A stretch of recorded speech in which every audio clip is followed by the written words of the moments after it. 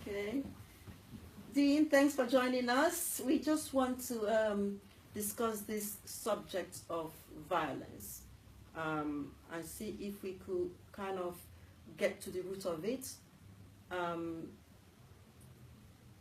My idea is that violence is an energy.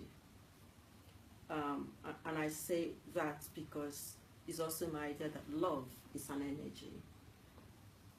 So if love is an energy that we all have inside of us and we can touch and it comes out and we see the manifestation of them, then violence must be an energy too, though one has not been looking at violence as an energy.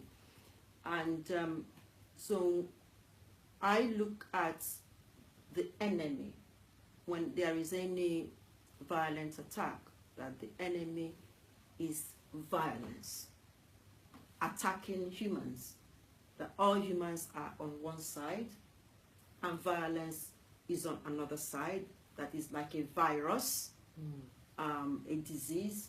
So we can say that we have a flu, we have a virus that is attacking a part of us, or we have cancer, and all humans have been working together to deal with these diseases, to heal this, to remove them, to get a cure for a virus. But we haven't approached violence as a kind of disease that is attacking all humans.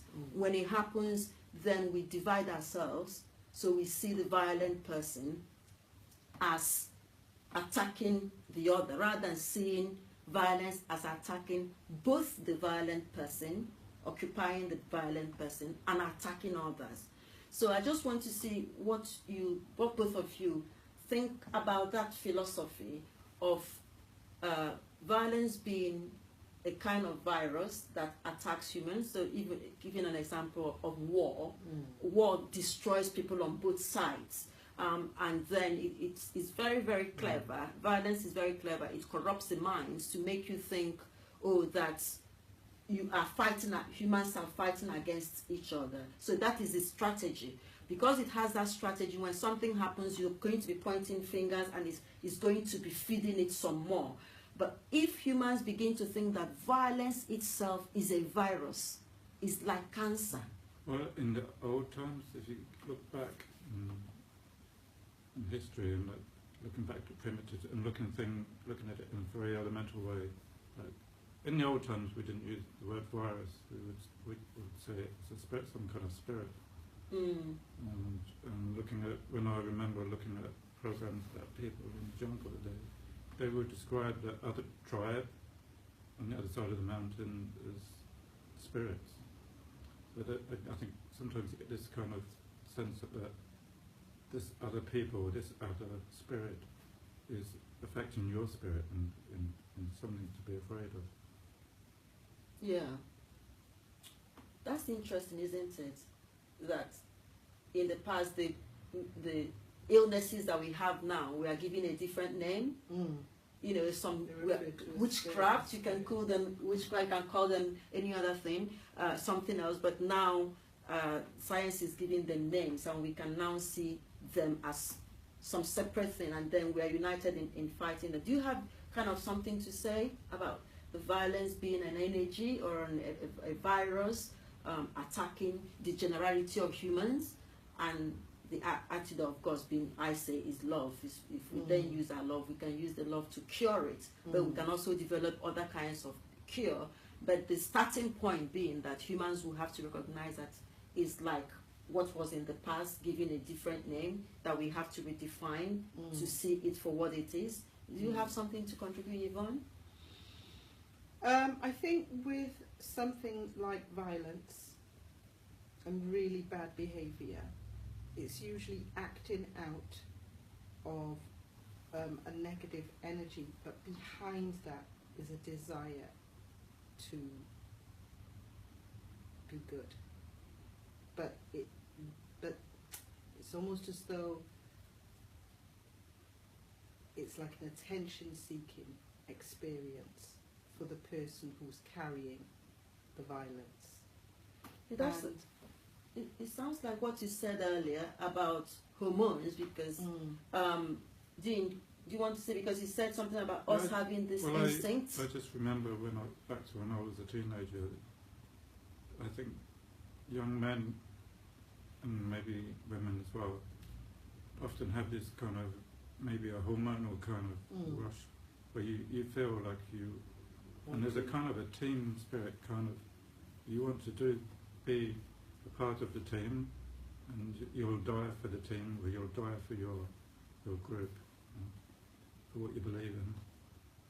And sometimes it can be just almost a blind thing, just kind of an instinctive feeling that you want to defend your tribe. Yeah.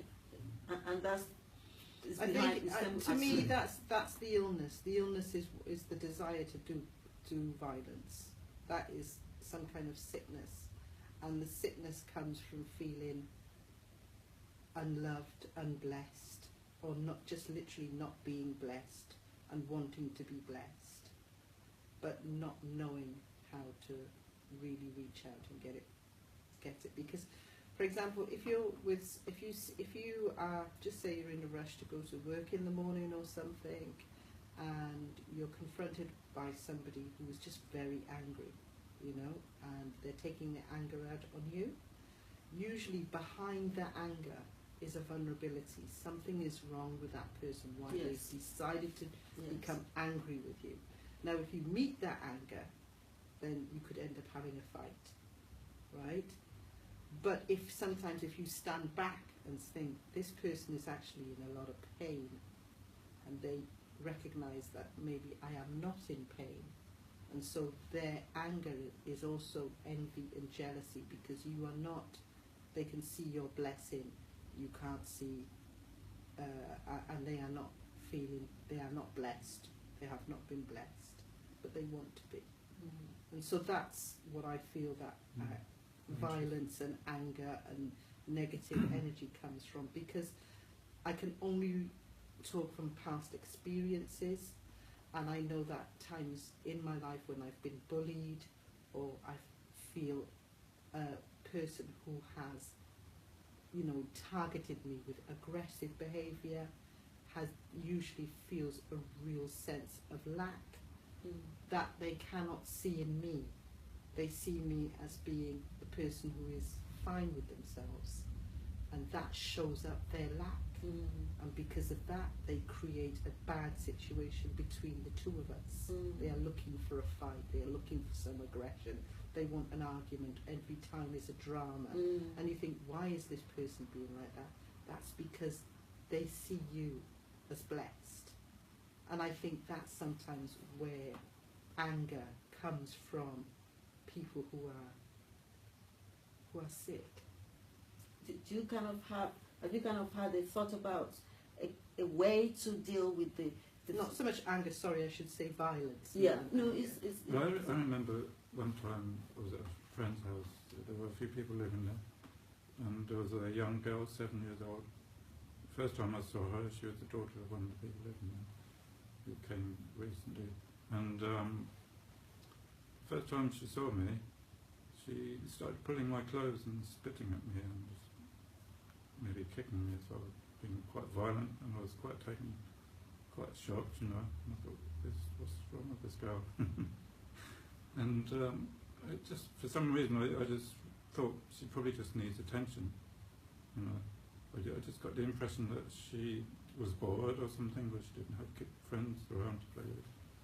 So I gave her some attention, and then we were best friends after that. Yeah. So that is, I think, when we read about or hear about this violence everywhere in the world, I think we need to appreciate that, as you said, is a disease, is a kind of lack, and perhaps it would be in a way good to define it as that, to redefine it, like you just said, changing the names that were given in the past from, oh, this person is being attacked by some witchcraft, to that is violence, attacking. so that it can be seen as a separate entity, as a disease that it is.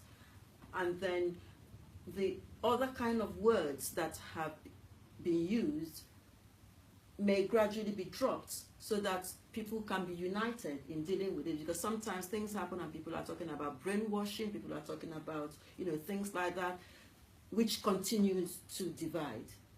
When if it's recognized, oh, that's a disease, it's now infecting, it's now infecting the people of this, it's now infecting the people of that, oh, it's now come to create a kind of you know, enmity between families, then the medicine for it, people will be receptive to the medicine that is actually, because it is a disease, is a disease worse than cancer, and it's infectious, because some of the violence of the past are still carrying on to now, because, you know, it's planted itself in some sort of way that is continuous. So you have people like that have to revenge for blood feud, for instance. So there it's been given a kind of place that you've got to do this. So generations upon generations are still having to carry that infection. But if it is recognized, in my view, as an infection of this thing, disease called violence, then the way we all handle it will be different. If you look at it that way, you can think of it as in a medicinal sense as well. So like my approach to medicine is preventive first. So if you can look at the very elemental causes, you know. Well, yeah, prevention's always the way, isn't it, really? Holistic as well. Okay, thank you, all of you, for coming and contributing. Yvonne Koniki, Dean Moriarty, thanks for coming today, and we'll try and have another discussion another time about another subject, but it's been lovely hosting you today in Touch Love Worldwide Broadcasting Service, transmitting from London. Thank you, and thanks to everybody that's been watching our program. Expect more from here and from Yvonne and Dean. Bye-bye. Love to you always. Love to all always.